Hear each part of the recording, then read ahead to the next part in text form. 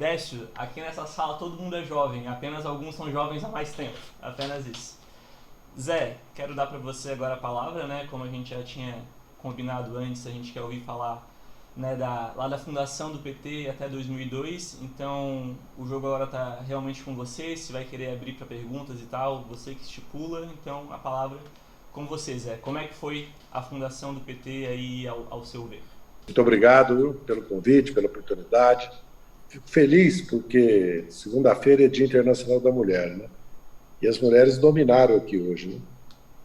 A nossa vereadora Eliana, a Laura, a nossa deputada Luciane, o nosso presidente citou a Carla Ares, então eu vejo que Santa Catarina e jovens, né? Todos jovens. Então essa ansiedade nossa.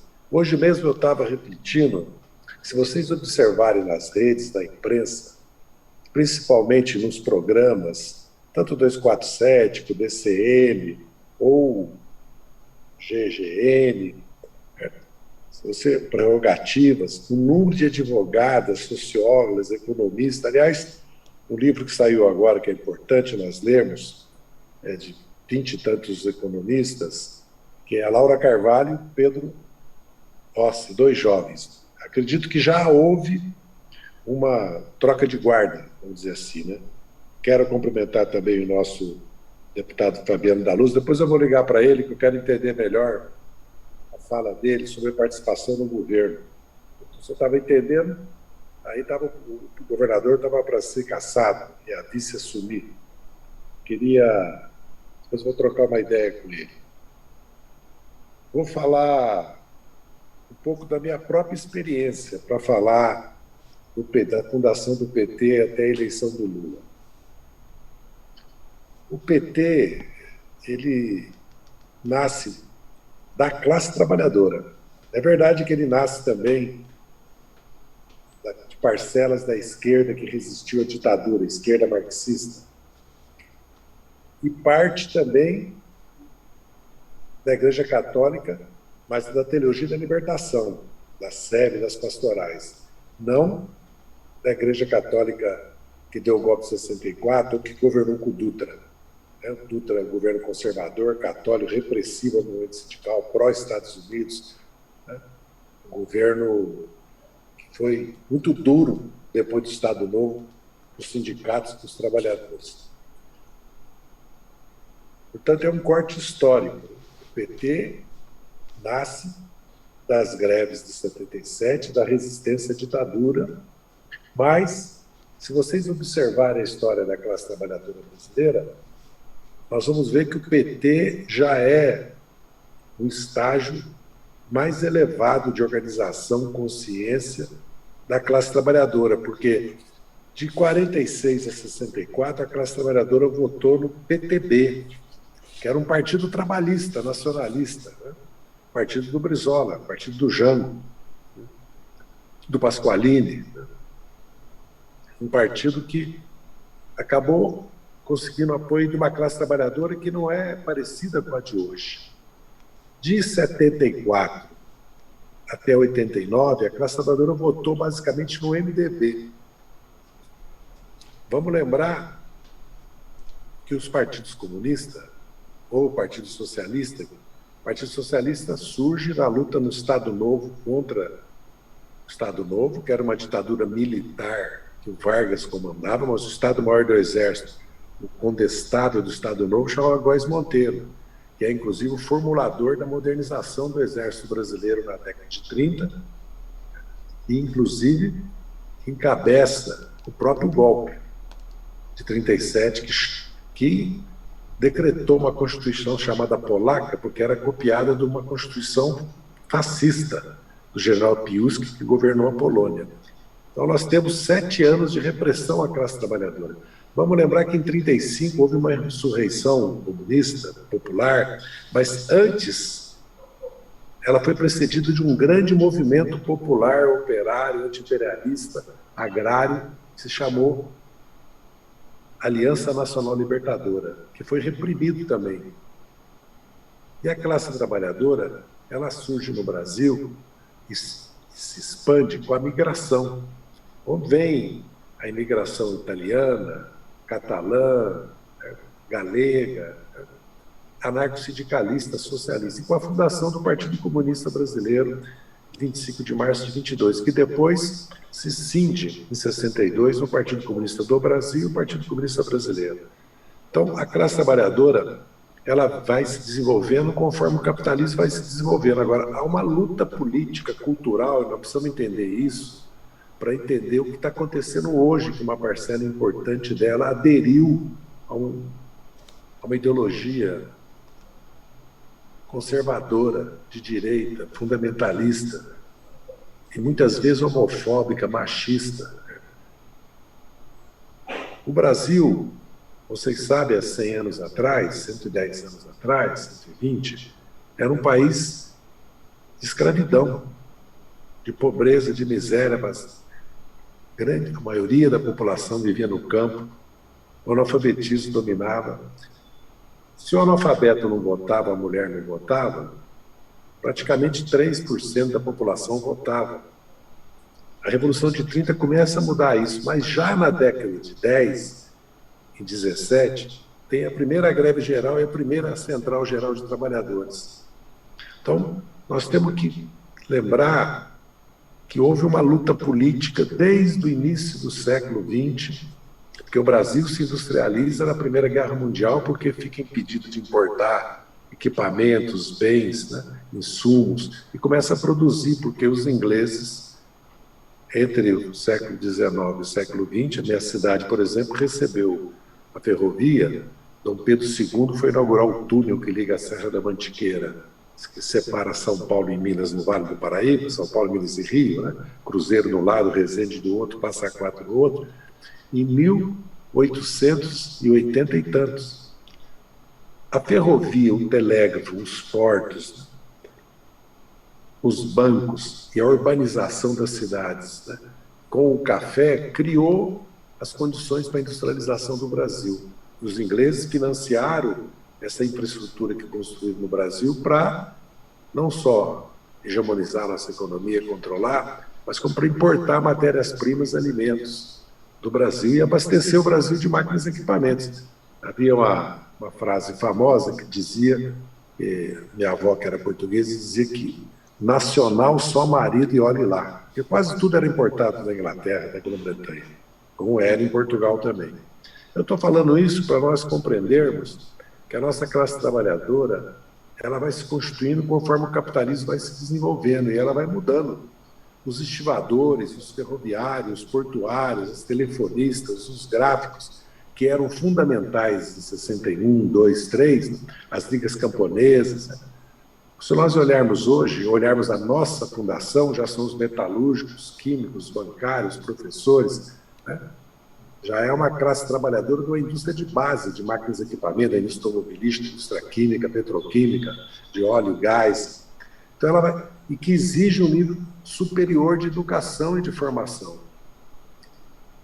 Ela vai crescendo e vai se desenvolvendo. Nós somos produto da era Geisel, que implantou, segundo o Plano Nacional de Desenvolvimento, a indústria de base no Brasil. Da era Juscelino, que implantou a indústria automobilística e começou a implantar a indústria química, que o Geisel consolidou.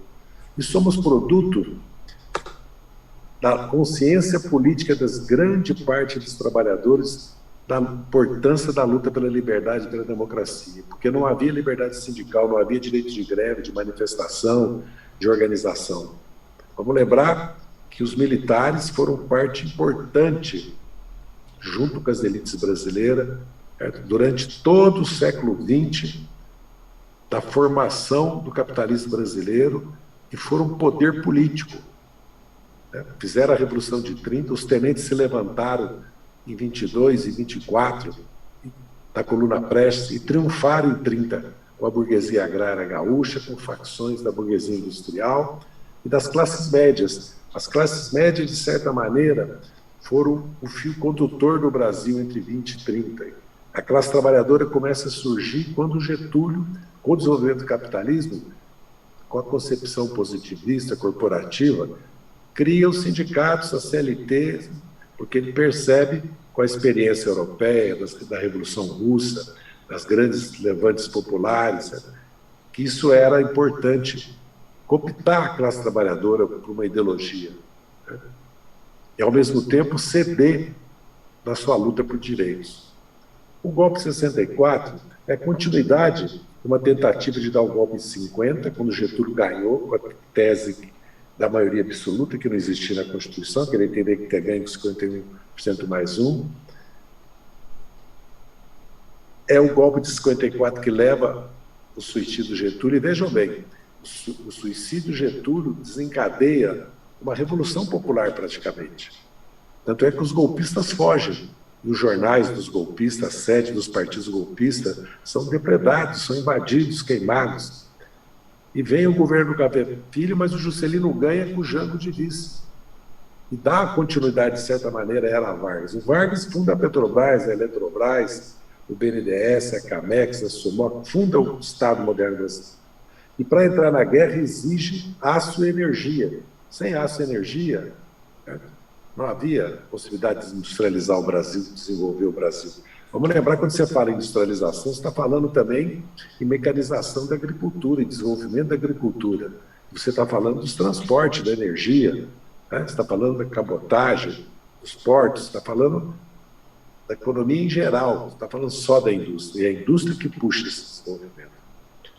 Eles triunfam em 64, apesar de tentar dar um golpe em 61, que os trabalhadores, o Brizola chama as forças políticas nacionalistas, progressistas, inclusive dentro das Forças Armadas, que existiam, que as Forças Armadas passam a ser essas que nós conhecemos a partir de 64, porque até 64, tanto é verdade que mais de 750 oficiais foram expulsos ilegalmente das Forças Armadas, pelo golpe, né, pelo ato institucional, e foram aposentados sem nenhum direito.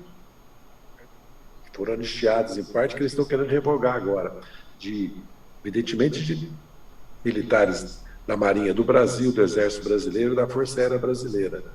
61, Brizola derrota armando o povo, dividindo o Terceiro Exército e fazendo a cadeia da legalidade de rádios. Mas 64 eles triunfam. E nós vivemos 21 anos sob ditadura, repressão sobre os sindicatos. Então, vejam bem a importância e o papel que a classe trabalhadora tem, porque as classes sociais disputam o poder, disputam a divisão da renda nacional, disputam as ideias, a cultura, disputam as instituições. De certa maneira, a Universidade Brasileira foi criada para reproduzir a burocracia civil e militar das elites brasileiras. É o Lula que vai democratizar a universidade. E é a luta dos estudantes que vai democratizar a universidade. A classe trabalhadora, portanto, luta contra a ditadura. E veja bem, é muito importante também, para ligar os dias que nós vivemos hoje, a luta. Sempre se lutou a classe trabalhadora brasileira, seus diferentes momentos e épocas. Vamos lembrar que 64 dá um golpe que fecha os sindicatos, reprime, prende, assassina, fecha a Liga Camponesa, fecha os sindicatos rurais, fecha a UNE, liquida com os partidos políticos, proíbe a eleição para presidente, governador, prefeito de capital e área de segurança, impõe a censura, impõe a repressão, tira os poderes do parlamento, tira os poderes do judiciário. Veja bem, é uma ditadura.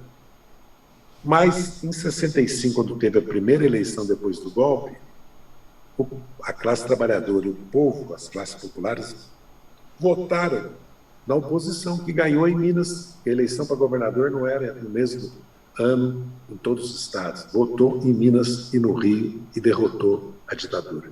Por isso que ela fez o ato número 2, que acabou com a eleição. Mas em 65 os estudantes se levantam. Até 69 eles lutam. Em 66 começa a luta das classes médias progressistas, nacionalistas, professores, funcionários públicos, intelectuais, artistas nas ruas, e greves operárias.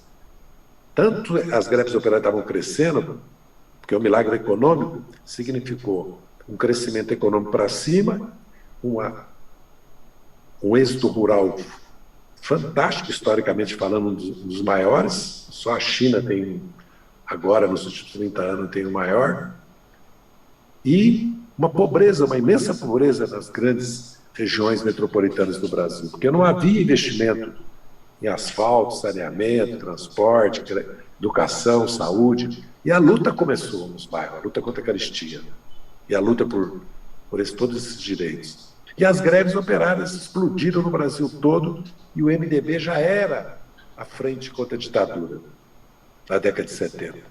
Porque os partidos comunistas continuam reprimidos, continuam na clandestinidade. Até que em 75, quando eu volto para o Brasil a segunda vez clandestino, houve uma grande repressão ao Partido Comunista Brasileiro aí no Paraná. E vamos lembrar que, anos atrás, tinha havido o massacre da Lapa, que assassinou parte da direção do PCdoB e prendeu outra parte. Portanto, a classe trabalhadora assume a vanguarda da luta contra a ditadura, quando ela vota em massa no MDB, quando ela vai para as greves, grandes greves que deu início ao PT. Surge o Lula, surge o Sindicato Autêntico, surge a Conclate, né? Começa a surgir uma aliança de movimentos populares com os sindicatos e a ideia de um partido dos trabalhadores. O PT nasce, portanto, nesse momento, nessa luta histórica socialista, democrática, nacionalista, progressista no Brasil. E é uma das forças políticas que lutam contra a ditadura. Porque volta o PDT, porque eles entregam a legenda para desista, né? Porque a Ivete Vargas adere, de certa maneira, à transição negociada do Geisel. Surge o PCdoB, o PCB, que depois vira PPS. Ressurge o PSB, que era um partido que saiu da costela da União Democrática Nacional, que era o MDB da luta contra o Estado Novo, que deu um DN conservadora, reacionária, golpista, pró-Estados Unidos, e deu o PSB. Os trotskistas, os intelectuais, João Mangabeira, funda o PSB. Então, essas forças políticas, como outras, que surgiram na luta contra a ditadura, que vieram para o PT, como o MEP, né? A ala vermelha do PCdoB, o PCR, tantas outras, Convergência Socialista, Liberdade de Luta, né? Grupos entre os quais eu participei, que tinham lutado na ILN, que estavam sem organização política, e também somos, muitos de nós, fundadores do PT, a imensa maioria filiados do PT. Então, historicamente, o PT surge na luta contra a ditadura, no histórico de lutas da classe trabalhadora. Mas o PT, ele surge de uma maneira que já há uma experiência histórica para nós colhermos, né? Que nós surgimos com uma força muito grande, porque surgimos das lutas, né? Nós surgimos da SEB, das pastorais, dos grandes sindicatos, das grandes categorias, né? Vocês podem observar que hoje mesmo, quando o movimento sindical está numa defensiva, sofreu o golpe da reforma trabalhista, da reforma previdenciária, do fim do imposto sindical, que é uma medida para liquidar com os sindicatos, para quebrar os sindicatos, e surge no momento de automação, robotização, inteligência artificial, que a metade da população econômica ativa está desempregada, desalentada ou na informalidade, e que é um desmonte dos direitos sociais e uma tentativa de desmontar os direitos políticos dos trabalhadores, ainda os bancários, os metalúrgicos, os professores, os petroleiros são as categorias que conseguem mobilizar, porque é o setor mais avançado da classe trabalhadora. Então é muito importante nós entendermos que se formou uma consciência política na luta, porque havia vanguardas fazendo essa luta. E havia um histórico, uma consciência histórica, um fio da história. O fio da história do Brasil não é o Brasil como é hoje, que a nossa política externa está submetida ao Departamento de Estado americano, que as nossas Forças Armadas estão submetidas ao Comando Sul e à OTAN. É de um Brasil independente e soberano, uma política externa altiva e ativa, que prioriza a integração da América do Sul, que o Brasil tenha voz e vez no mundo, como Lula mostrou e fez como estadista. É o Brasil desenvolvimentista, o Brasil que tem um projeto de desenvolvimento nacional, porque pode ter, porque o Brasil é o 5º país em território do mundo, 6º, uma das 10 maiores economias do mundo, porque o Brasil é uma das maiores economias do mundo. Como o dólar está a quase R$5,70, o PIB em dólar cai, e o Brasil passa a ser a 12ª economia. É verdade que o Brasil deixou de crescer, né, e está sendo destruído pela política Temer, da ponte para o futuro Temer-Bolsonaro. Mas a verdade também é que nós somos um dos maiores mercados internos do mundo e temos indústria de base, temos soberania energética, inclusive limpa, porque o Nordeste é abastecido pela eólica hoje. E temos soberania alimentar, que poucos países do mundo têm. Somos um grande exportador de carnes e alimentos e matérias-primas. E temos soberania científica. O Brasil tem uma rede de universidades, instituições, institutos, uma comunidade fantástica de cientistas. Portanto, nós temos tudo para integrar a América, porque nós temos 200 milhões de sul-americanos esperando, como o Lula mostrou que era possível, se integrar com o Brasil economicamente, como foi a experiência da União Europeia. Portanto, nós somos um país com um potencial fantástico. E só não crescemos por causa da concentração da renda e da riqueza. Essa é a questão principal que o PT nasceu. O direito da classe trabalhadora não só participar da renda nacional, mas como para governar, para ter o poder. E foi isso que a classe trabalhadora nos deu 4 vezes. Vocês já pensaram? 4 vezes a imensa maioria do povo brasileiro votou no PT, 2 vezes no Lula, 2 vezes na Dilma, com alianças até mais amplas que a esquerda. Mas esse é um fato histórico fundamental. E o golpe que leva à deposição da Dilma e o processo sumário legal e político que leva à inexigibilidade e à prisão do Lula vieram porque o Brasil estava se tornando esse país soberano e independente. E nós íamos começar as reformas estruturais, que era uma demanda, uma necessidade, a tributária, a sistema bancário e a política. Esse é o fato histórico para cortar a ascensão da consciência política da classe trabalhadora. E os nossos governos, eles apelaram de novo para a força. Aí um golpe parlamentar jurídico, porque não houve resistência, porque se nós tivéssemos resistido, como nós vimos na Bolívia, haveria a intervenção militar. Aliás, hoje está patente pelas revelações do general Vilas Boas, que há uma tutela militar sobre o país, que é um grande problema que está se agravando com a militarização do governo do Jair Bolsonaro. Portanto, o PT que surge como um partido democrático, de base, o PT é um partido que surge elegendo seus dirigentes para chegar para a eleição direta. É um partido que surge com correntes, tendências, com total democracia, pluralidade, debates, com encontros e congressos. E surge na luta social, combinando ela com a luta política e institucional. E mais, o PT surge e cria programas a partir da luta e da experiência. Nós não começamos com um programa, nós começamos com uma plataforma de luta. Se vocês olharem o manifesto de fundação do PT, que eu proponho que todos leiam, e as primeiras plataformas, você vê que não era um programa de governo. O PT, no começo, houve um debate se o PT se legalizava ou não, porque havia organizações dentro do PT e na esquerda, que se auto-intitulavam vanguarda da classe trabalhadora, que pregavam ou a greve geral derruba a ditadura, ou, na verdade, uma constituinte, e muitos se consideravam vanguarda, por isso que houve todo aquele debate das duas camisas, né? E se o PT era uma frente, porque muitas forças políticas que entraram no PT se viam elas como partido revolucionário e queriam manter o PT como uma frente. Houve um embate político no começo do PT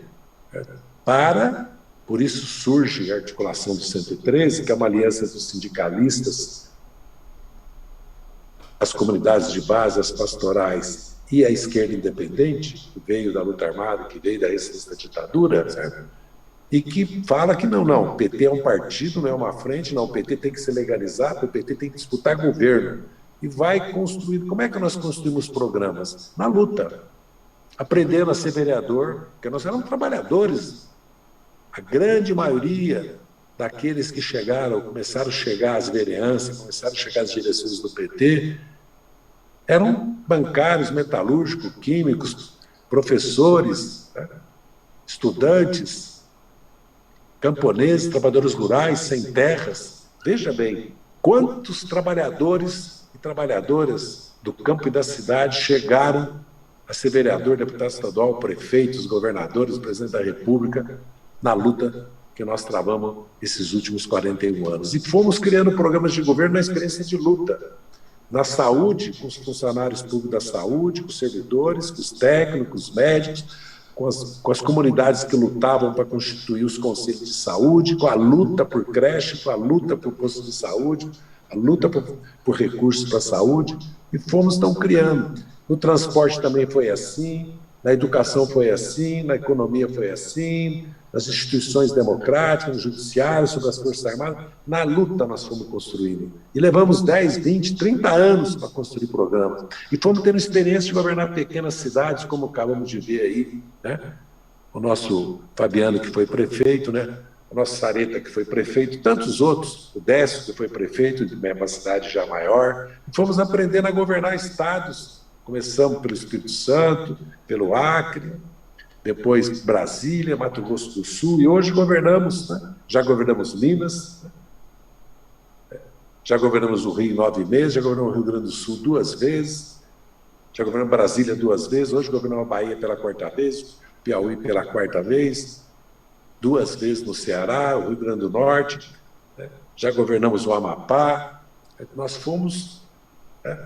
Governamos o Mato Grosso do Sul 2 vezes e governamos o Brasil 4 vezes. Então, o PT, ele nasce da luta, da experiência prática. O próprio Lula, né, que era um torneiro mecânico, que fez um curso no Senai, não fez ensino médio, não fez universidade, mas ele, na experiência, andando pelo Brasil, conhecendo o Brasil, no Instituto da Cidadania, fazendo seminários, cursos, mas cursos e seminários que participavam desde os sindicatos, desde o Movimento Sem Terra, desde a CONTAG, até técnicos, cientistas, acadêmicos, inclusive da direita, no debate, na discussão, no enfrentamento de propostas para salvar o Brasil. Fez uma universidade que nós nunca fizemos.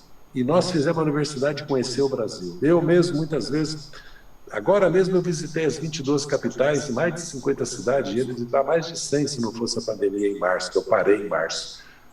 E eu andei pelo Brasil a vida toda, na clandestinidade e depois na presidência do PT como deputado federal. Conhecer o Brasil, conhecer o povo, conhecer os seus problemas, conhecer as empresas, conhecer a realidade da nossa economia. Um dos vales que eu fiz questão de conhecer enquanto estava clandestino foi o Vale do Itajaí. Foi Brusco, Boreal, conheci Itajaí, conheci Joinville, conheci Criciúma. Eu conheço praticamente todas as grandes cidades de Santa Catarina, e do Paraná, particularmente, porque eu morei lá 6 anos, conheço quase todo o estado.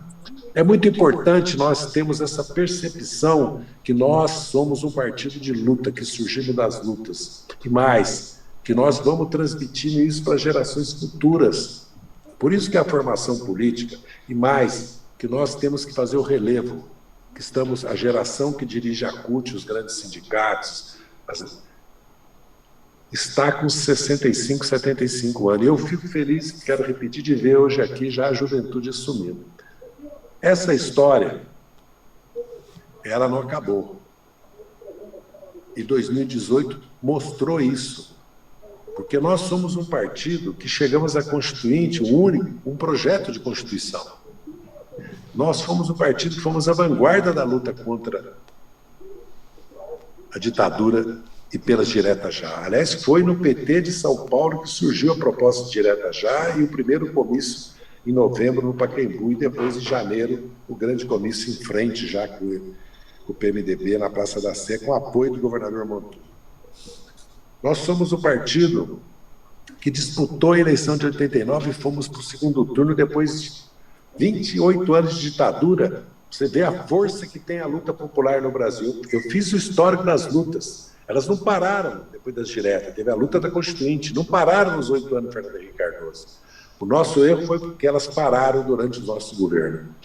Nós não fizemos a luta social, a disputa política e cultural. Eu quero destacar muito essa questão das ideias e da disputa cultural e dos bairros. À medida que nós saímos dos bairros, à medida que nós deixamos de fazer disputa política e cultural, a direita se fortaleceu, primeiro disputando conosco associações, comissões de pais e mestres, Estatuto da Criança, segundo, disputando conosco nas eleições. E depois entraram as igrejas neopentecostais, que é um fator novo, cultural e político que nós temos que analisar. Porque há um embate no Brasil entre as ideias liberais do Estado mínimo, porque, na verdade, o que eles querem convencer os trabalhadores é que eles têm que abrir mão dos seus direitos. Isso não acontecerá, os trabalhadores não abrirão. Porque essa é a história. Ninguém aceita a opressão, a exploração, a diminuição de seus direitos sociais. Porque como é que um trabalhador participa da riqueza e da renda nacional?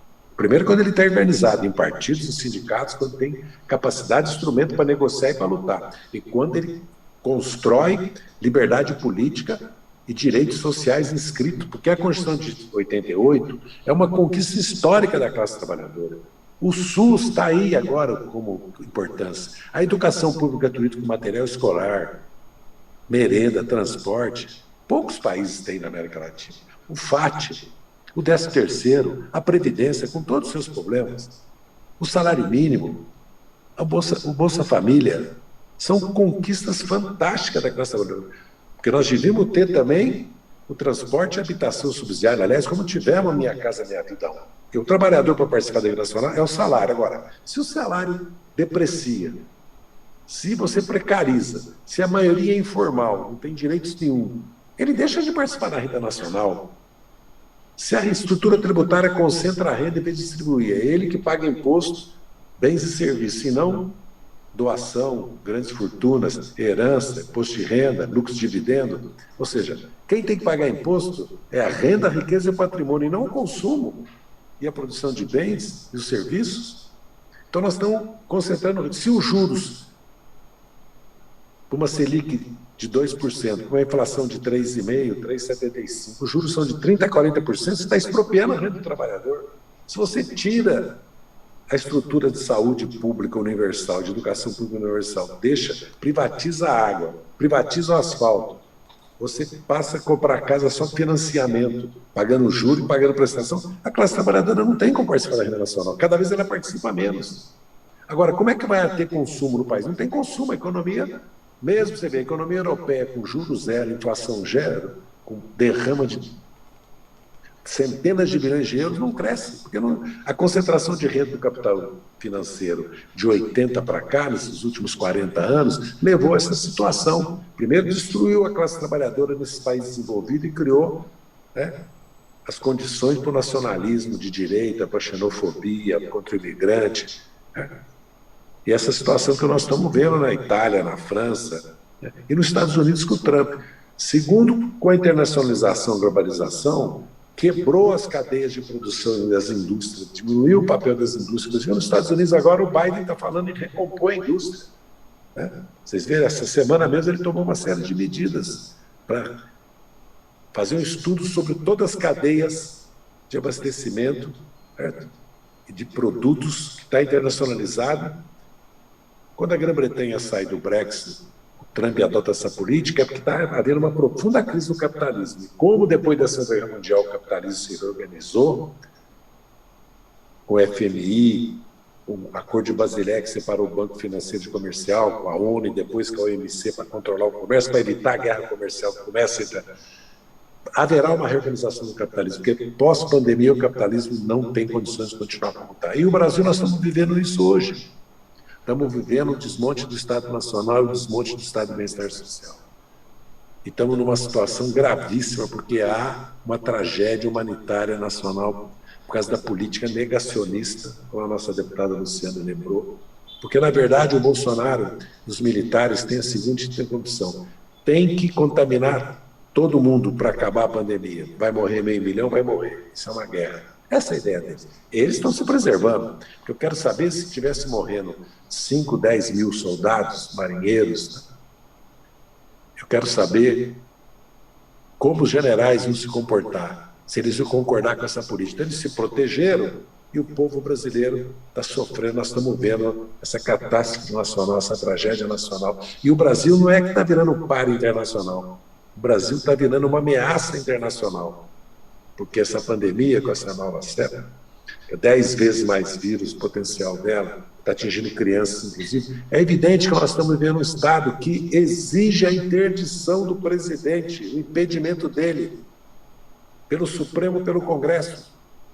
O fora Bolsonaro agora não é impeachment, é interdição, como, aliás, o PDT pediu, aliás, o deputado Jean Genuíno estava propondo para o PT. É isso que nós vamos ter que fazer agora. E nós vamos ter que lutar. Mas para lutar nós temos que mudar, porque veja bem, aonde estava o povo quando deram o golpe na Dilma e quando prenderam o Lula? Alguma coisa nós temos que ver o que aconteceu.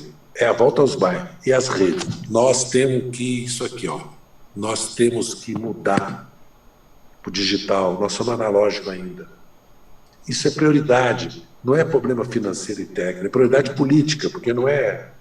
Nós estamos conseguindo, está avançando. E temos que ir para os bairros.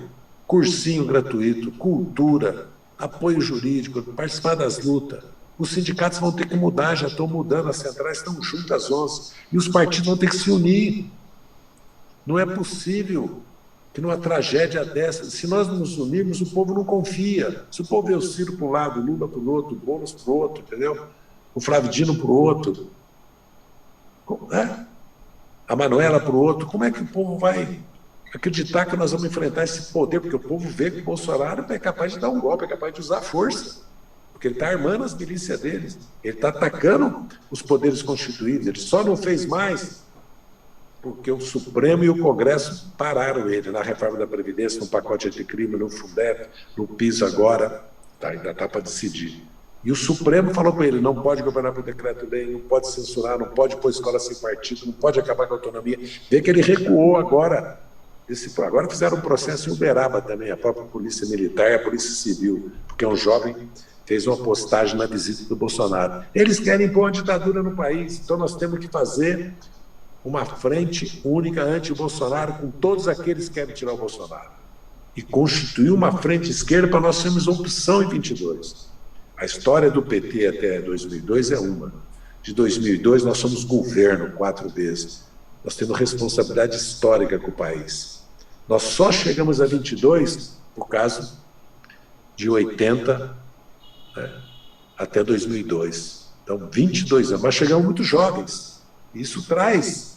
Tanto nós temos governado 4 anos, como chegamos ao governo muito jovem, trouxe consequências. E mais, qual é o partido que suporta o que nós suportamos de 13 a 18 e tem 30 e tantos milhões de votos no primeiro turno e 45? O Lula preso, porque se o Lula tivesse solto, tinha eleito o Haddad. Se fosse ele teria sido eleito também, não o Bolsonaro. E o Bolsonaro só foi eleito porque o PSDB e o próprio Ciro se omitiram no segundo turno. E o Fernando Henrique acabou de reconhecer ontem, ou anteontem, que foi um erro dele votar nulo, que devia ter votado no Haddad.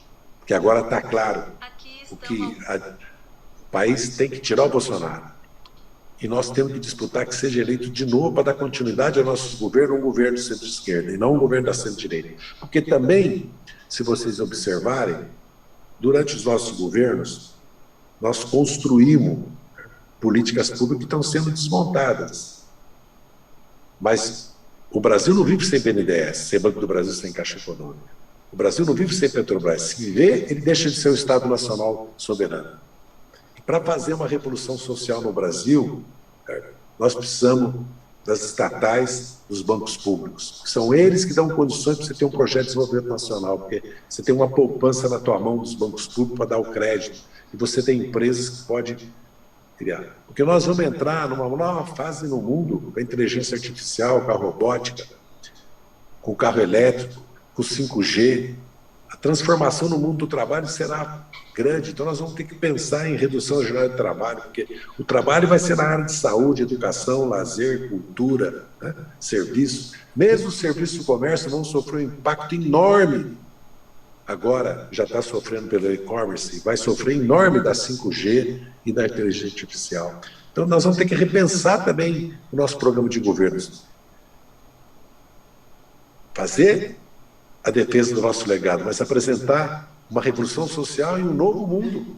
Nós temos que pensar, essas cidades nossas, vocês viveram as enchentes agora em Santa Catarina. É o monopólio da terra, é a especulação imobiliária e a falta de investimentos públicos.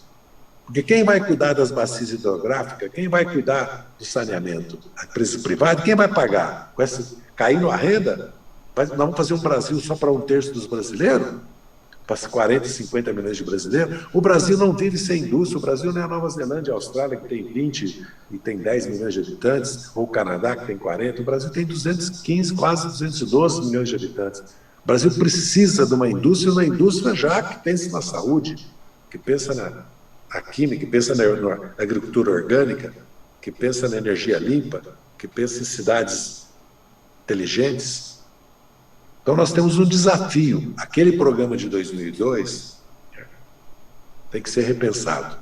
Por isso, meus amigos, minhas amigas, sou muito otimista, mas nós temos que nos unir, as esquerdas e todos aqueles que são contra o Bolsonaro. Não é problema de fazer frente ampla para governar o Brasil e nem apoiar candidatos de centro-direita, porque tem forças políticas da esquerda que estão trabalhando com a ideia de uma candidatura subpartidária, uma candidatura de centro democrático. Nós estamos trabalhando com a ideia de uma candidatura de esquerda. Nós temos o Haddad, o Lula em primeiro lugar, o Haddad. Agora, nós temos que fazer uma mesa agora para a pandemia, reunir o Ciro, o Boulos, o Flávio Dino, o Haddad, a Manuela, todas as grandes lideranças e outras lideranças democráticas para enfrentar a vacinação universal. O auxílio emergencial não pode ser de 4 meses, vai ter que ser até o final do ano, porque essa vacina, nós não vamos vacinar nem metade da população, vai acabar o auxílio. Nós estamos agora pagando o preço dele ter pregado o negacionismo e não ter feito isolamento, e não ter feito a compra da vacina. Que a economia vai parar por causa da política dele, não por causa da pandemia, porque se ele tivesse feito o isolamento social e ter comprado a vacina, ou se o Brasil tivesse produzido vacina, porque desmontaram, você sabe que ele está desmontando a ciência e tecnologia, está desmontando a educação, a cultura, o IBAMA, a FUNAI, o Instituto Cico Mendes, tudo. Se deixar, ele destrói. Butantan, Fiocruz, o ataque à universidade. Por que ele ataca a educação e a cultura? E aí vocês, a juventude, têm um papel fundamental, tem que se levantar. Porque ele está atacando, porque é aí surge o pensamento crítico, o pluralismo, o debate, a ciência, o debate de ideias. Por isso que ele quer controlar a imprensa, quer controlar a educação, a universidade. E vamos lembrar que a palavra de ordem do fascismo era viva a morte. É um governo fascista, cada vez mais. E é um governo cada vez mais militar. Então, é a hora de ter uma prioridade, e a experiência toda nossa, da fundação do PT até 2002, nos revela que só há um caminho, a luta e o combate. Muito obrigado. Zé, muito obrigado pela tua explanação. Tenho certeza que todo mundo gostou muito. A gente tem um tempinho para fazer uma rodada de perguntas? Tem? Beleza, então turma, quem quiser ir fazer perguntas pro Zé Dirceu, já me adianto que eu vou ser o primeiro a perguntar, né? Mas o pessoal aí que quer fazer perguntas, isso, levanta a mãozinha ou coloca ali no chat, que daí eu vou fazer aqui minha pergunta pro Zé. Enquanto ele responde, eu vou aqui anotando as inscrições para chamar em seguida. Zé, o que eu quero saber é, movimento estudantil, como que o movimento estudantil ajudou na construção do nosso partido? O movimento estudantil foi...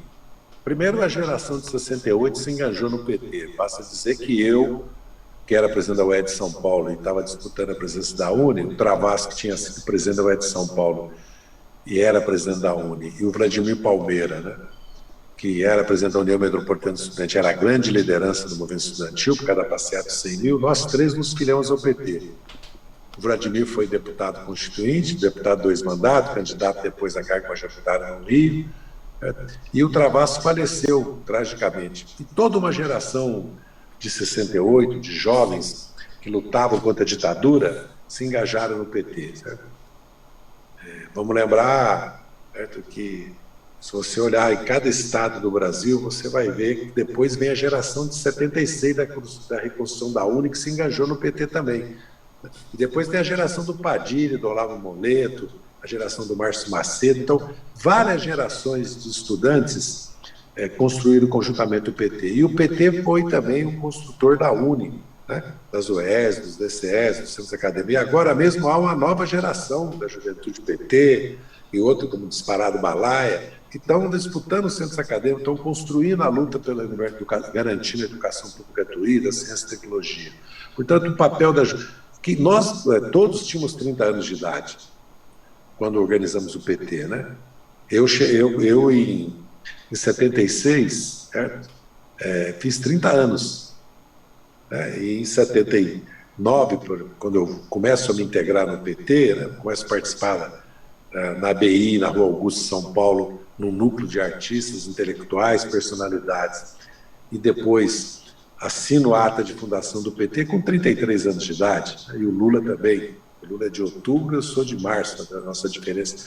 Então, o PT é um partido de jovens. Se você olhar hoje ainda, É muito importante lembrar que o PT é o primeiro partido que faz a paridade entre homens e mulheres na direção e faz a cota para jovens, LGTB, negros e negras, índios. Isso é muito importante. E vamos lembrar que nós temos um desafio, viu, Dilton, que é colocar 1 milhão de petistas conectados via digital. Sabe o que significa 1 milhão de petistas conectados via digital? Se cada um der R$200 por mês, que dá menos de R$20 por mês, são 200 milhões de reais.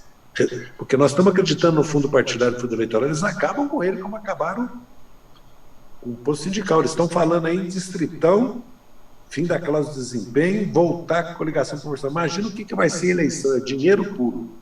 Segundo, se nós temos 1 milhão, nós temos formação política, nós temos mobilização, debate, discussão, consultas.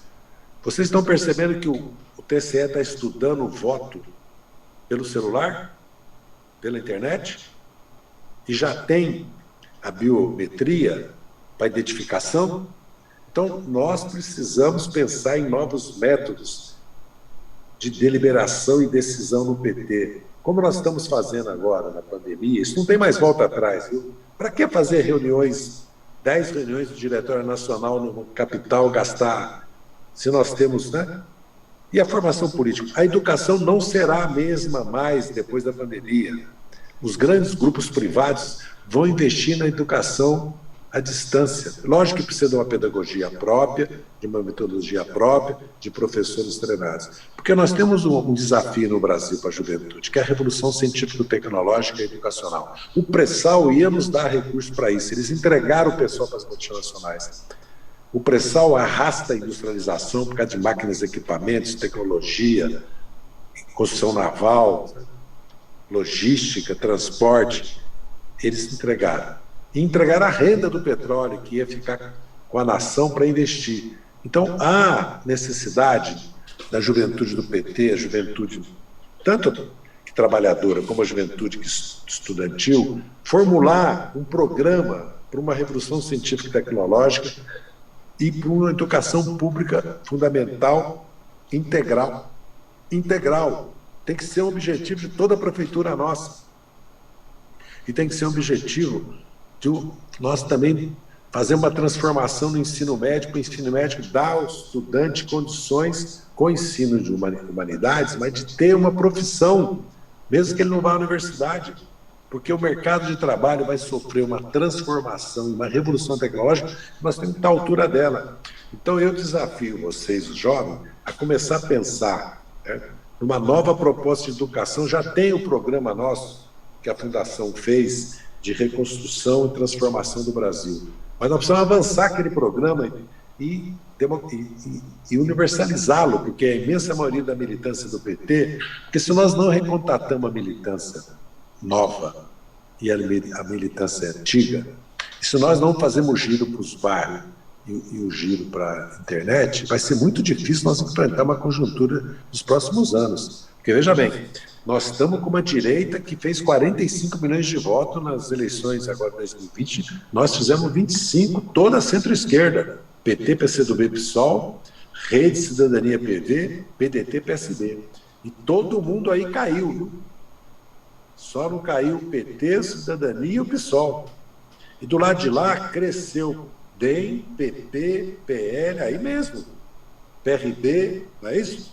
E cresceu a extrema-direita e teve 10 milhões de votos. Então nós estamos numa situação que nós temos que nos atermos aos fatos e analisar os fatos. E vocês, a juventude, têm um papel fundamental nisso. A história do PT é a história da juventude, se você for analisar as várias diferentes fases do PT. E agora é a hora de novo da juventude tomar o poder no PT. Muito bom, Zé. Obrigado. Turma, a gente tem até agora 11 inscrições. Eu acho que o ideal é a gente deixar 5 falam primeiro, né? E é isso aí. Você já assinou ali que é isso aí. Então a gente vai contemplar agora essas inscrições que tiveram aqui, tá? Fala Alex, depois Sansão, depois Jean-Pierre, depois Paulo Roberto, depois Brenda. Daí a gente faz o segundo bloco em seguida. Tá? Eu vou limitar em 3 minutos, gente. Eu vou ser bem chato mesmo, tá? 3 minutos eu vou avisar pra parar, porque, né? O Zé tem mais coisas do que fazer, inclusive. Alex, vai lá.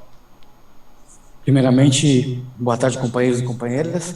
É um privilégio estar dividindo o meu espaço com o companheiro Zé Dirceu, que é a inspiração de luta e a inspiração por estar nesse partido.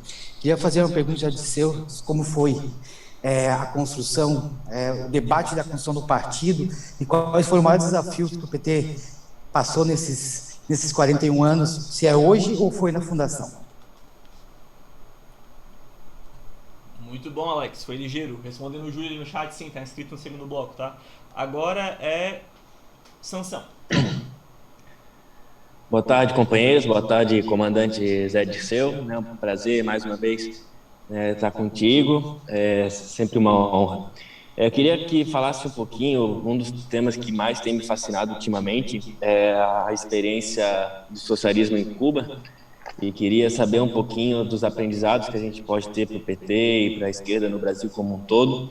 Em especial, eu li um tempo atrás de que uma das estratégias que o Fidel tinha antes do triunfo da Revolução era de que a gente não tinha que enfatizar tanto o discurso socialista, mas sim a prática socialista, considerando que a Cuba de Fulgêncio Batista era um estado com grande propaganda anticomunista. Então, que tinha essa ideia de que após o triunfo da Revolução, com as escolas e o programa de alfabetização e de saúde, para daí então trazer à tona a questão do caráter socialista da Revolução Cubana. Então, eu queria ouvir um pouco disso, ainda mais tendo vivido em Cuba, e também aproveitando que eu já vi que vai surgir esse assunto, já tem algumas coisas no chat, a questão da posição do PT para 2022. Quero deixar minha opinião e ouvir a sua. Certamente mais pessoas vão pedir isso, de que eu acredito que o ideal é que o PT não pode aceitar entrar num debate em que a premissa é que o PT não tenha candidato a presidente e que vá simplesmente apoiar alguém, ao mesmo tempo que não pode entrar para um debate em que a premissa é que o candidato vai ser do PT. Eu acho que como que tu entende essa discussão, porque por um lado a gente ouve muita gente dizendo que nós temos que ter candidato e nós temos gente dizendo que o PT simplesmente não tem que ter candidato, tem que apoiar alguém. Eu acho que isso é um processo ainda de construção a se acontecer. Seria essas duas questões que eu queria ouvir. Jean-Pierre. Como é que chama o primeiro companheiro que fez a pergunta? Foi o Alex. Alex? Isso. Obrigado. Jean-Pierre, você tinha pedido a palavra. Vamos lá, Jean. Passa para o próximo, depois ele entra. Então agora é Paulo Roberto.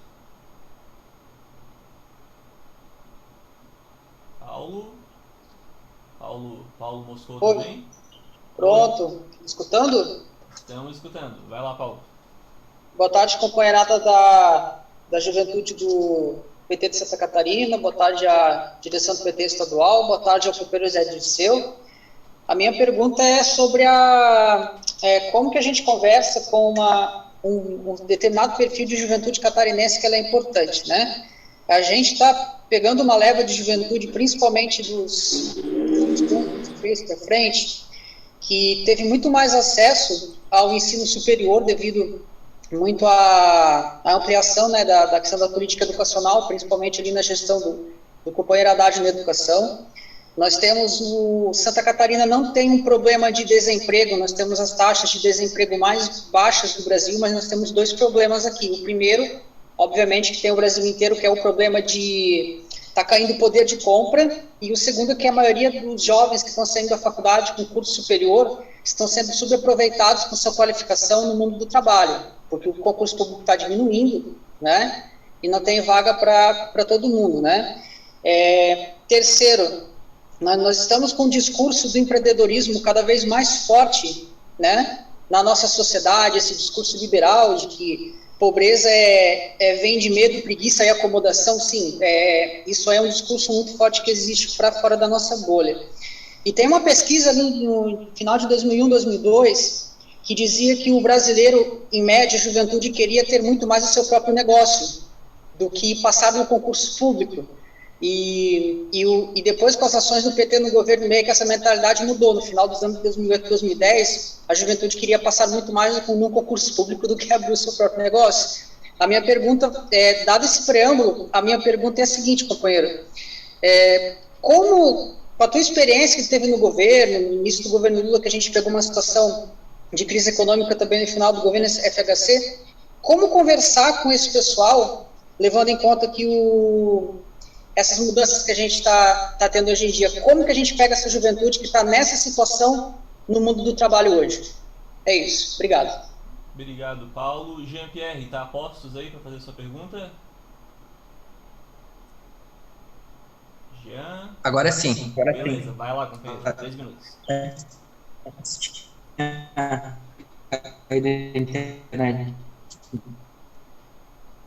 Boa tarde a todos. Então, a minha pergunta é a seguinte: com o mandato, precisou fazer algumas alianças um tanto quanto questionáveis para ter governabilidade, poder botar projetos em execução, e considerando que nas esferas municipais e estaduais também, muitas vezes o PT precisa fazer isso, a minha pergunta é, na visão do Zé, qual a chance do PT colocar um vice para o Ciro e que se construa uma unificação em torno dessa matéria? Final não deu para entender. Viu, Dilton? Pelo que eu entendi, ele perguntou se o que ele acha de colocar uma pessoa tipo Ciro como vice. Eu acho que foi isso. Tá bom. Vamos lá? Posso responder? Falta uma para dar 5, que é a Brenda. Falta só a Brenda.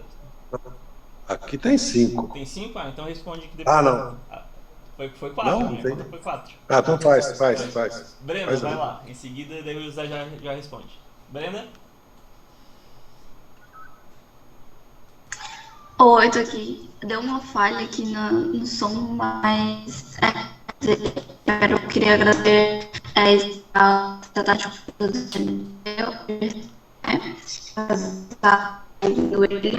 e a minha pergunta com o que eu falou.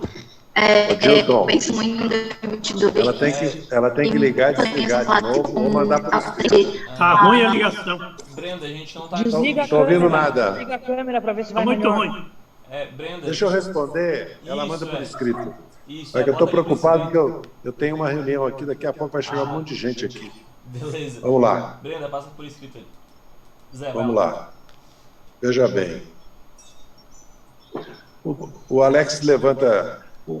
O PT teve... O primeiro desafio do PT foi concorrer à eleição de 82, para enfrentar a primeira Lei de Segurança Nacional. Vamos lembrar que havia processos contra nós, repressão de 80, 81, 82. O desafio nosso foi lutar contra a ditadura e, ao mesmo tempo, participar de eleição em plena ditadura. Porque a ditadura, o Figueiredo ainda governava na ditadura. E vamos lembrar de toda a repressão que aconteceu em Brasília, né? O general Milton Cruz, né? Podemos esquecer isso. Então, o primeiro desafio é combinar a luta democrática com a luta antiditadura. Né? Segundo é construir o PT. O grande desafio foi sair filiando gente de todo o Brasil. Já pensou? Eu mesmo bati perna, viu? Ali em São Paulo, porque eu fui convidado para participar do Diretório Nacional primeiro, não aceitei, fui para o Diretório Zonal de São Paulo. Fui construir o PT no Diretório Zonal, bater de porta em porta para filiar. E o outro desafio era unificar o PT, porque o PT tinha muitas correntes, muita divergência, e não havia experiência na maioria. Tirando as organizações que vieram da clandestinidade, pensa bem, os sindicalistas, os pastorais, não tinham experiência. As tendências já haviam organizado com seus militantes para falar, com suas propostas, tudo. A imensa maioria não tinha essa experiência. Então, a experiência de construir o PT, para legalizar, foi uma luta. Não foi fácil legalizar o PT. Atingir o número de filiados em 9 estados, a porcentagem, elevar no TSE o programa do PT. Né? Então, o desafio grande, em 82, participar da primeira eleição. Nós não tínhamos estrutura, condições, né? Você vê os candidatos, vê as campanhas, hoje você começa a rir, entendeu? Mas foi por isso que nós chegamos aqui. Aquelas primeiras campanhas foi um aprendizado também. Tanto é que a campanha de 82 do Lula, 1, 2, 3, não vote no burguês, entendeu? Quando o Suplicy faz a campanha de 85, já é uma outra campanha. Tem outra, nós já aprendemos, entendeu?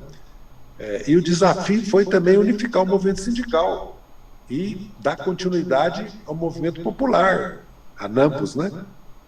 Criar a Central de Movimentos Popular e fortalecer o MST, que o MST foi criado em 83, que era uma tarefa nossa também, que era uma organização fundamental. Eu me lembro das primeiras reuniões para fazer o jornal do MST na sede do PT, que quiseram mostrar para nós lá em São Paulo, na década de 80, na primeira metade da década de 80, que eu era secretário de formação política do diretório regional e era funcionário da Assembleia Legislativa, funcionário administrativo, ganhava 3 salários mínimos. Depois virei deputado da Assembleia Legislativa. E o grande desafio também foi o colégio eleitoral. Fazer o quê? Depois das diretas. Apoiar mudanças já, apoiar o Tancredo. Não foi fácil, inclusive, porque 3 deputados foram expulsos do PT antes de votar no colégio eleitoral. Né? Uma coisa que estava errada, evidentemente. Entendeu? Então, acho que para não falar mais sobre isso, acho que os grandes desafios foram esses. Construir o partido, que foi conseguir recursos voluntários da imensa maioria dos consultores do PT, aprender a organizar, aprender a unificar essas diferenças, forças políticas. Né? O choque foi muito grande entre legalizar o PT ou não, participar de eleição ou não, o PT era frente ou o PT era partido. Não foi tão simples assim, entendeu? Lógico que sempre tinha a liderança e a figura dos metalúrgicos, do símbolo, né? Olívio Dutra, Jacob Bittar e Lula, né? E também tinha nós que tínhamos experiência, porque também nós chegamos no PT com uma vantagem. Eu já tinha participado da clandestinidade, da luta armada, do Partido Comunista Brasileiro, do Centro Acadêmico, da UE, do movimento estudantil, de luta de massa, né? Tinha feito treinamento militar, né? Eu era, de certa maneira, um organizador já tinha organizado a dissidência, já tinha uma experiência política, centenas de nós, né? Não sou só eu, né? Eu sou um de milhares, entendeu? Com relação à questão da Revolução Cubana, é verdade, né, essa questão, Cuba, eu sempre falo que o socialismo cubano é uma mistura da igualdade racial, porque Cuba era um país racista, como o sul dos Estados Unidos, e um país machista. A prostituição é uma coisa generalizada, e a pobreza e a miséria, o analfabetismo. O socialismo cubano é o nacionalismo, a reforma agrária, a igualdade racial e o nacionalismo, porque Cuba era para ser uma colônia dos Estados Unidos, como Porto Rico. Porto Rico hoje é uma das estrelas da bandeira americana. Você lembra que o José Martí, quando funda o Partido Revolucionário Cubano, ele funda para a independência de Cuba e Porto Rico, porque Cuba era a grande ambição americana no final do século XIX. Né? Tanto é que quando tem a guerra de independência de Cuba, Filipinas, os americanos provocam uma guerra com a Espanha e tomam as Filipinas e tomam Cuba, porque a emenda Pratt transforma Cuba numa semicolônia. O Fidel, na verdade, fez a guerra da independência, que tinha sido 2 guerras, fez a luta anticolonial, portanto, fez a luta agrária, a reforma agrária, fez a luta racial, igualdade racial, e fez a luta nacionalista, portanto, e social, porque a principal bandeira da Revolução Cubana era a igualdade, que hoje se revela na educação pública gratuita, na saúde, com todo o bloqueio, toda a guerra de 60 anos contra Cuba. Então, acho que você tem razão. A principal coisa para você mostrar que você é petista é a prática. Por isso que eu pergunto nas rádios, como se eu for Chapecó aí, ou for Criciúma, ou for Joinville, ou for Itajaí, ou for Rio do Sul, qualquer cidade, PT é organização criminosa e corrupta, fala bem, então me mostra um vereador, um prefeito, um deputado do PT que se enriqueceu na política. Porque nós sabemos como é que o prefeito se enriquece, né? Posto de gasolina, motel, venda de material de construção, fazenda, uma casa de 2 milhões de reais. Todo mundo, ninguém é bobo nas cidades, né? Todo mundo sabe. Eu quero que mostre um petista para mim. Porque outra coisa é caixa 2, eleição, isso é outra discussão. Né? Bem, a nossa presidente Gleice deu uma entrevista para o Ópera Mundi, para o Breno, que ela deu a linha, como se falava antes, né? Nós que viemos dos partidos comunistas. Ela também que veio do PCP. Até eu mandei um zap para ela falando. Nós temos que... A nossa prioridade é a frente de esquerda. Certo? e a Frente Democrática contra o Bolsonaro. Agora, a frente esquerda, nós não podemos falar que tem que ser candidato nosso, mas também não podem falar. Aliás, você determinou, Sansão, pois bem, nós não podemos dizer tem que ser o Lula ou o Haddad, ou não pode ser o Ciro, Flávio Dino ou o Boulos. Tem que sentar para discutir. Evidente que o Lula tem 20% das pesquisas, vai ter mais a hora que ele tiver os direitos políticos dele restituído, que eu espero que aconteça, que se declare a suspeição do Moro e se anule primeiro o triplex, depois o sítio de Atibaia. Portanto, o nosso problema é qual é o risco que nós corremos. Aí que vem a história.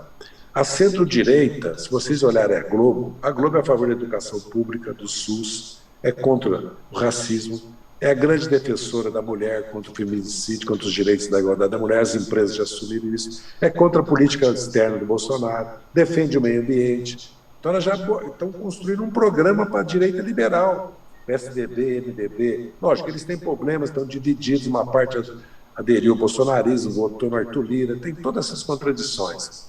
Eles não têm um nome, tem o Dória, tem o Huck, porque essa história de Eduardo Leite, tudo isso aí eu acho que não é para valer, é mais para se contrapor ao Dória. Então, eles estão criando um movimento político, né, que nós precisamos observar, que estão disputando o nosso eleitorado antibolsonarista e o eleitorado democrático. Viu? E nós temos que disputar esse eleitorado.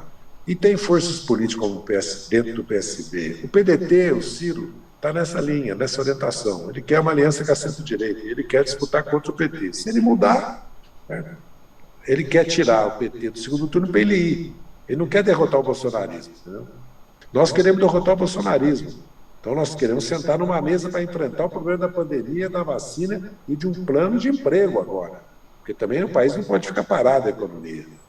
Então, eu acredito que nós temos que tomar cuidado, porque se nós vamos Ciro, Boulos e Lula e vai um candidato da centro-direita, esse candidato pode ir para o segundo turno contra o Bolsonaro. O Bolsonaro dificilmente ganha no segundo turno, ainda mais com essa orientação que ele está seguindo, porque isso está virando uma tragédia nacional, e eu acredito que o empresariado mesmo já está vendo que com o Bolsonaro, até porque agora houve uma ruptura entre ele e a Faria Lima, porque ele está controlando o preço, ele quer controlar o preço da energia, do petróleo, da gasolina, certo? Do gás, do transporte, porque ele sabe que daqui vem a faísca que incendeia a pradaria. Que é o que está acontecendo no Equador, na Colômbia, no Chile, na Bolívia e agora no Paraguai. Levantes populares. Porque essa política neoliberal, nós já sabemos o resultado. Não deu certo na Argentina, não deu certo na Colômbia, não deu no Equador, não deu em lugar nenhum. Não vai dar certo no Brasil. O problema é onde nós vamos estar a hora que começar. Porque a pandemia está encobrindo qual é o nível de satisfação e capacidade de luta que nós temos e as classes médias conservadoras têm, porque elas saem à rua contra o Bolsonaro também. E hoje tem o bolsonarista dividido, tem o humorismo, tem os bolsonaristas que romperam com ele, e tem a extrema-direita que rompeu com ele também, porque ele abandonou ela para se compor com o Centrão e com o Supremo, porque ele ficou com o problema da família dele, do filho, ele fez essa composição. Então nós temos que analisar bem essa realidade, porque não vamos nos iludir, viu? O PSDB, o MDB, certo? Está se preparando, junto com o PSDB e com o DEM, para ter uma candidatura. Eles têm contradições, porque o governo do Bolsonaro está revelando que eles não têm um projeto para o país, que eles não têm um programa. E mais, está revelando que eles têm muitas contradições entre eles, inclusive por causa da militarização do governo e agora por causa desse populismo, entre aspas, do Bolsonaro.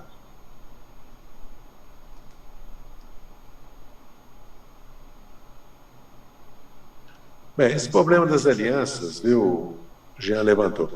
O problema nosso é o seguinte, nós temos que ter 200 deputados, como nós temos que ter 5, 12, 23 vereadores da esquerda. Se nós chegamos com 120 deputados, são 513, nós chegamos com 20 senadores, como é que nós governamos?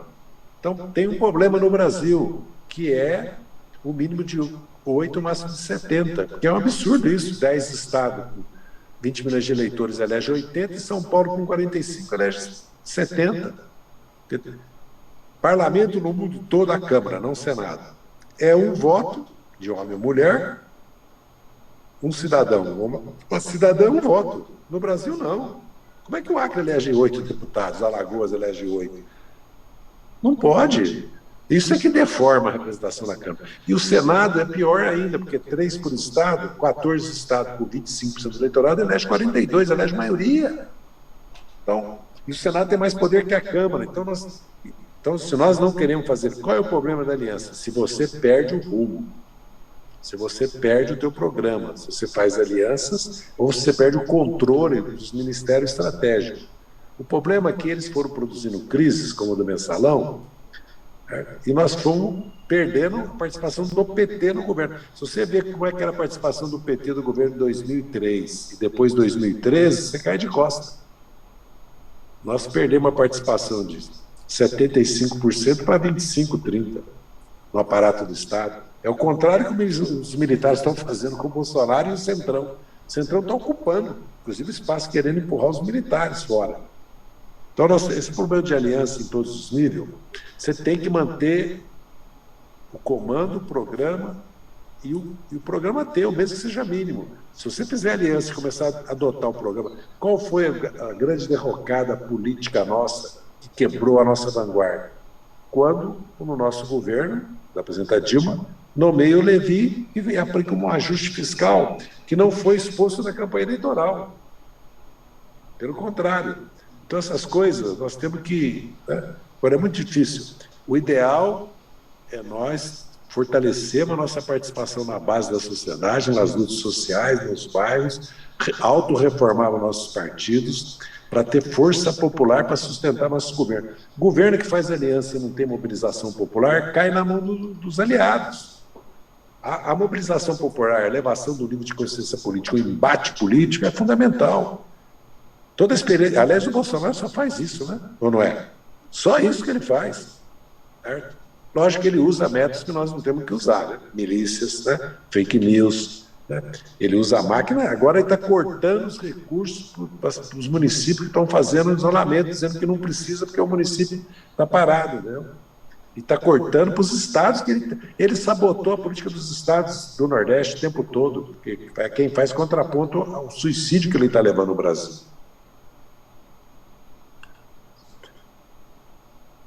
Essa questão, eu aliás, sempre que observo Santa Catarina, viu, Paulo Roberto, fico impressionado com o nível de emprego e a desigualdade social bem mais baixa que o resto do Brasil. Isso é um fato. E o emprego formal, né? A imensa maioria, mais de 2/3 do emprego é formal. É um caso quase único no Brasil, porque o Rio Grande do Sul está estagnado. E o Paraná, apesar de não ser um estado estagnado, pelo contrário, é um estado rico como Santa Catarina. Veja bem, nós não temos como escapar, principalmente, Paulo Roberto, com a revolução tecnológica que vem aí. Nós temos que pensar em novas formas de trabalho. E a MEI, uma coisa é você acobertar a subexploração dizendo que você é colaborador empresário. Outra coisa é você, porque se você olhar a economia de Santa Catarina, a economia local, cluster local, é fundamental. Pequena e média empresa é fundamental. Então, nós temos que pensar que as áreas de saúde, educação, turismo, lazer, meio ambiente, tecnologia, serão as grandes empregadoras e que a jornada de trabalho vai ter que diminuir. E nós temos que começar a adaptar o estudo à revolução tecnológica que vem aí. Agora, nós não temos que ter medo, porque fomos nós que criamos a MEI. Fomos nós que criamos o Super Simples. Foi o nosso governo. Nós fizemos uma reforma tributária, o subsídio tributário, simples, né? E também legalizamos o trabalhador informal, que ele paga uma pequena cota para a Previdência, né? Uma contribuição menor para a Previdência, e pode se aposentar com o mínimo. Nós temos que buscar, certo? Discutir, por exemplo, esse problema dos aplicativos. São 1 milhão de motoristas de Uber, 700 mil aluga carro. O capital financeiro descobriu isso, agora tem carro até por assinatura. Eles vão criando riqueza, que eles querem criar riqueza e criar riqueza.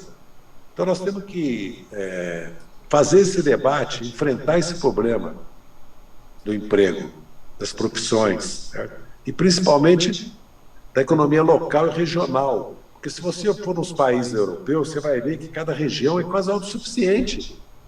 Ela tem indústria regional. Se você olhar Santa Catarina um pouco e o Paraná, você vai vendo que está começando a acontecer isso, entendeu? Então você tem que estudar a realidade local e determinar certos objetivos de políticas sociais e políticas de emprego, de enfrentar o debate. O debate que nós temos que enfrentar agora é da educação pública, da saúde pública, do papel do Estado. A pandemia está aí para mostrar. E enfrentar isso. Vocês querem fazer um país para 20% dos brasileiros? Só para 40 milhões? Porque se não, e mostrar como é que o trabalhador participa da renda nacional. Se ele não tem educação pública e saúde pública, ele vai ter que ganhar R$5.000 de salário mínimo para pagar tudo. Não é isso?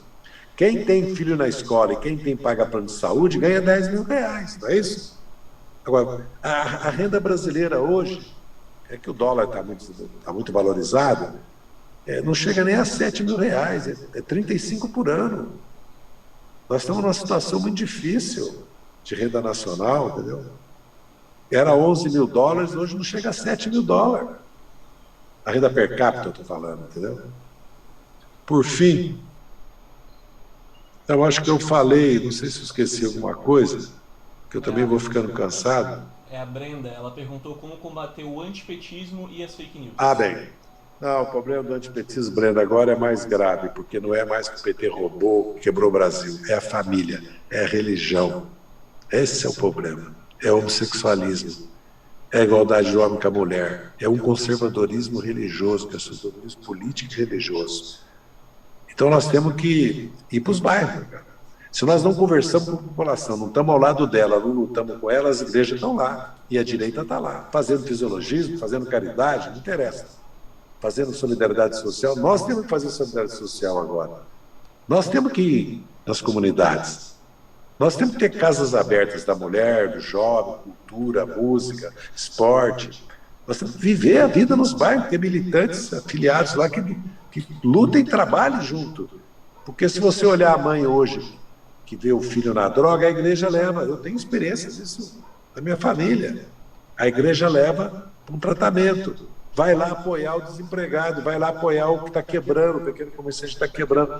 Se você observar as televisões, as rádios da igreja, tem esses programas sobre desavenças familiares, né? Separação, violência, certo? Traição.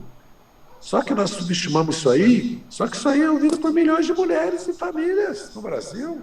São psicólogos com a ideologia deles, com o pensamento deles, assistentes sociais, né? Psiquiatras, médicos, né? Ou casais de pastor que fazem programa, mas estão dialogando com essas famílias. Então nós temos que... essa coisa de voltar para os bairros e entrar nas redes, tem que fazer uma revolução dentro do PT. Inclusive uma reforma política administrativa para priorizar a base, a luta social com o dinheiro, priorizar as redes com o dinheiro, a formação política. Isso está acontecendo. Não estou dizendo, não estou falando que a direção não está fazendo. Estou só confirmando isso. Vamos lá? Eu já estou no meu limite aqui. Vamos lá, última rodada então. Júlio Bittencourt, depois... Bem rápido, se for possível. Bem rápido, vai lá, Júlio, rapidão. Opa, tá me ouvindo? Tá me ouvindo? Zé, duas perguntas rapidíssimas aqui. Uma sobre a história do PT. Eu sou aqui de Criciúma e tem uma história de que aqui em Criciúma, em janeiro de 1980, teve um encontro de sindicalistas que, na verdade, essa foi a verdadeira fundação do PT. Porque existia uma parte de sindicalistas do movimento sindical que acreditava que a luta política deveria acontecer a partir do movimento sindical e não a partir do movimento político. E nesse encontro aqui em Criciúma, onde estava o Olívio Dutra, estava o Lula e tal, nesse encontro chegou a essa conclusão de que a luta política seria, para a luta política acontecer, seria necessário a fundação de um partido. E ali, isso foi em janeiro de 1980, e aí em fevereiro de 1980, no Colégio Sion, acontece a fundação do PT, né? Eu queria que tu comentasse isso. E a segunda pergunta é a respeito dessa questão que tu fala da pós-pandemia sobre a reorganização do capital. Eu queria saber se essa questão de reorganização, dessa uberização dos serviços, né, que tu comentou há pouco tempo, numa pergunta anterior ali, né, se essa reorganização do capital pós-pandemia é de mais exploração, de mais né, de mais arroxo, enfim, né, de menos direitos. Eu queria que tu falasse um pouco mais sobre isso. Era isso, um abraço. Tafarel, depois Helenira. Dilton, eu tô contemplado com as perguntas anteriores, esqueci de avisar aqui. Pode seguir para não atrasar o companheiro Zé aí. Beleza. Obrigado. Helenira. Oi, gente, boa tarde. Helenira aqui do PT de Florianópolis. Eu vou rapidinho saudar o querido Zé, obrigado aí pela fala, pela aula, novamente. Eu, na verdade, ia desistir da minha fala, mas eu reparei que sem a fala da Brenda, praticamente nenhuma das moças falaram. A mulherada tem que pegar o microfone, tem que falar, tem que se apresentar, tem que fazer pergunta. Isso é importante para nós. E aí vou lembrar que a gente está aqui hoje com o Felipe dos Santos, que é do presidente do Conselho de Entidade de Base do Instituto Federal de Santa Catarina, se filiou no PT faz um pouco menos de um mês. Acho que é importante a gente ter mais militantes aí. E aí, querido Zé, queria te perguntar uma coisa. Você falou da dificuldade de trazer a militância para a defesa do Lula, né, do povo. E eu acho que o PED tem muito a ver com a gente ter diminuído muito o nível de militância dos petistas, né? Os petistas se sentirem mais alguém que tem só que votar, ao invés de ser alguém que tem que construir esse cotidiano nos bairros. Eu queria te ouvir sobre isso. Um grande beijo. Parabéns, Diltinho e todo mundo aqui. Agora é Kleber e por último vai ser o Vitor de Araquari. Daí a gente encerra no Vitor. Kleber.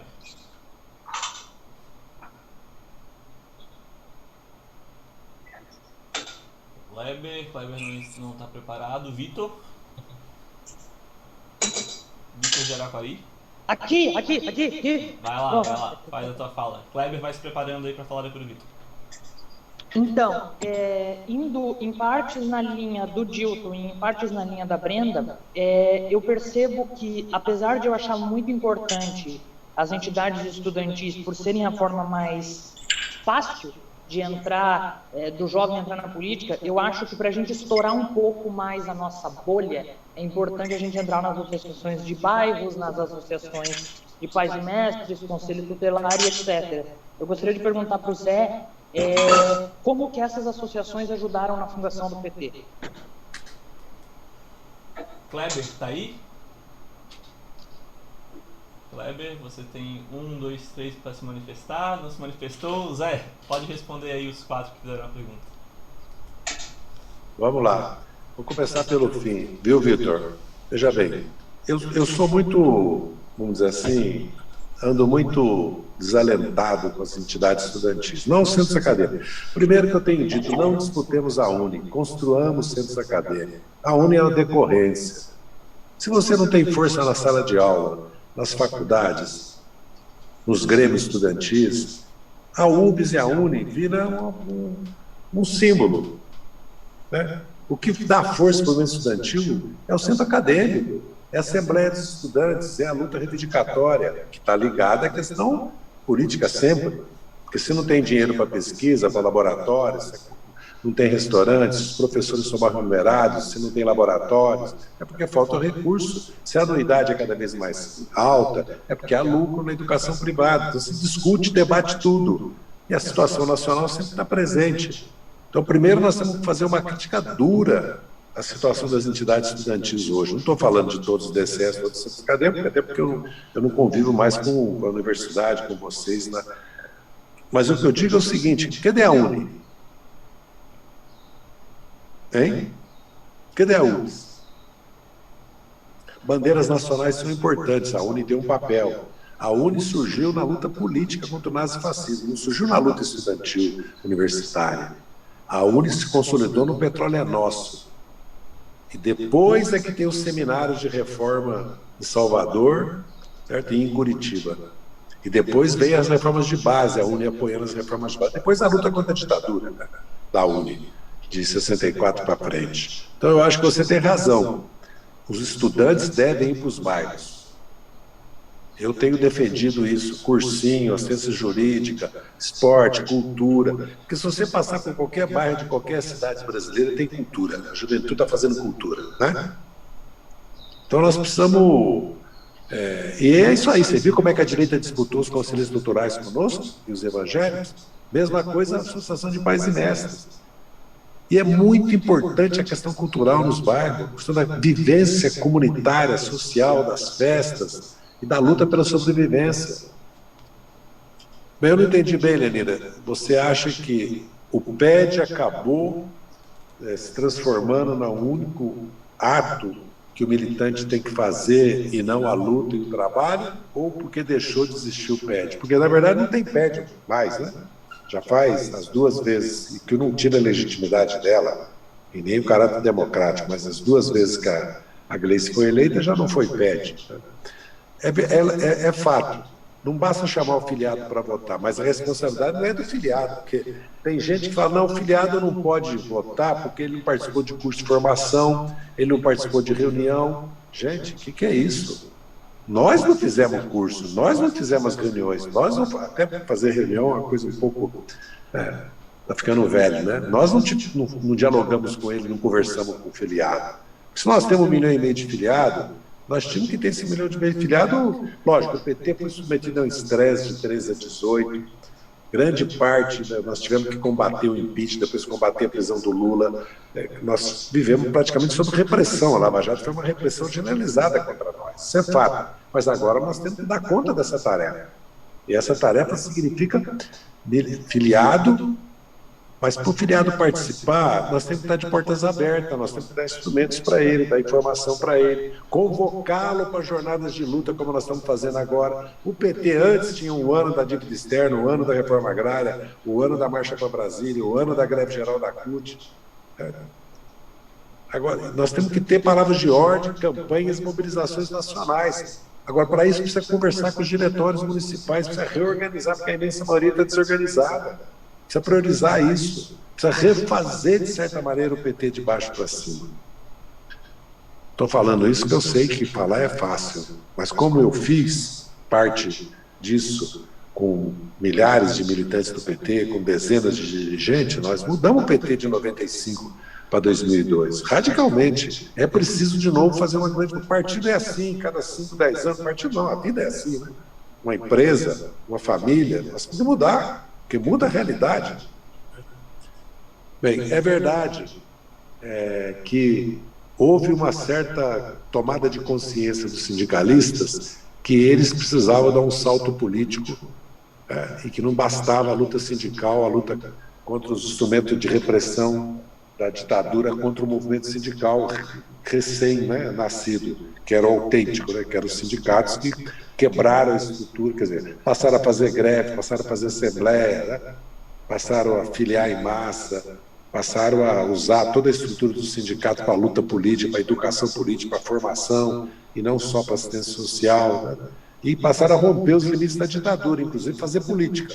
É verdade que esse encontro de Criciúma vamos dizer assim, funda a ideia que precisa de um partido político dos trabalhadores, que o movimento sindical seja a coluna vertebral para governar o Brasil, que o PT nasce com a vocação de ser governo. E isso foi um debate muito intenso na fundação do PT, viu?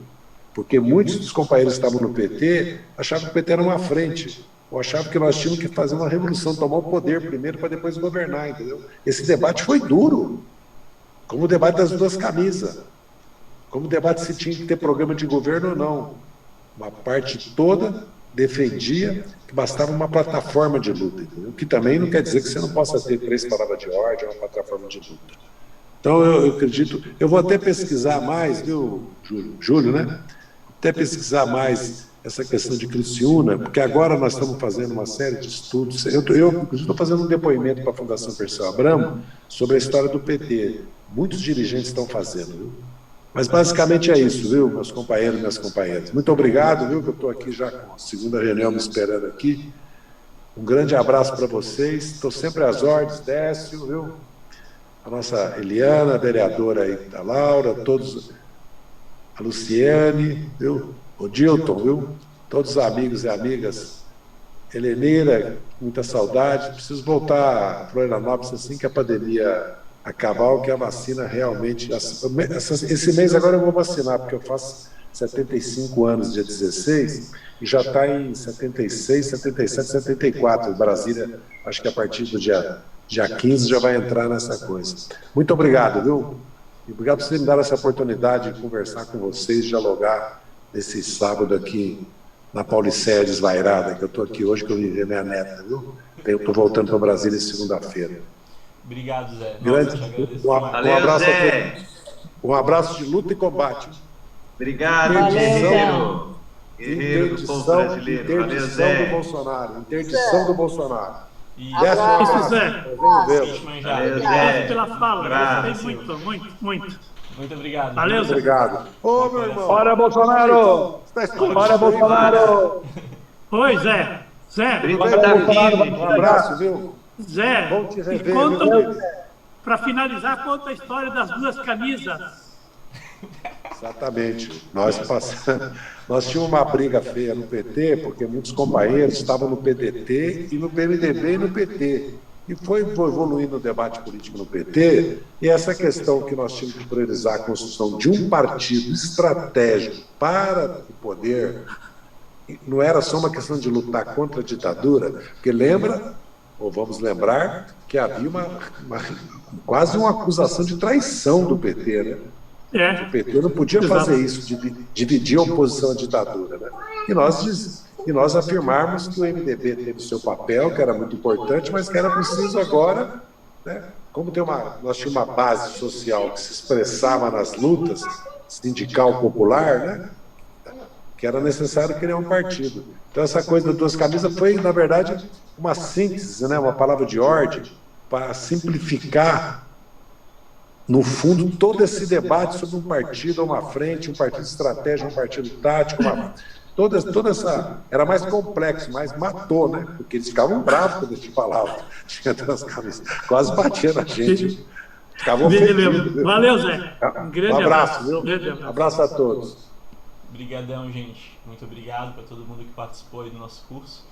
Fiquei muito feliz, eu percebi que a gente precisava de uma sala maior, porque várias vezes a gente foi no limite, que era de 100 pessoas, né? Então acho que para a próxima aula vamos precisar de uma sala maiorzinha, né? E quero agradecer a todo mundo que participou, principalmente aí Décio, nosso presidente, Fritz. Parabéns, Viltinho, parabéns pelo evento. Obrigado, orgulho do teu protagonismo aí na direção. Muito bom, Deus. Muito bom. Baita juventude em frente, Décio Lima. É uma alegria ver isso acontecendo no PT. Meu Deus do céu. Obrigado. Vamos rejuvenescer. Obrigado, gente. Muito obrigado.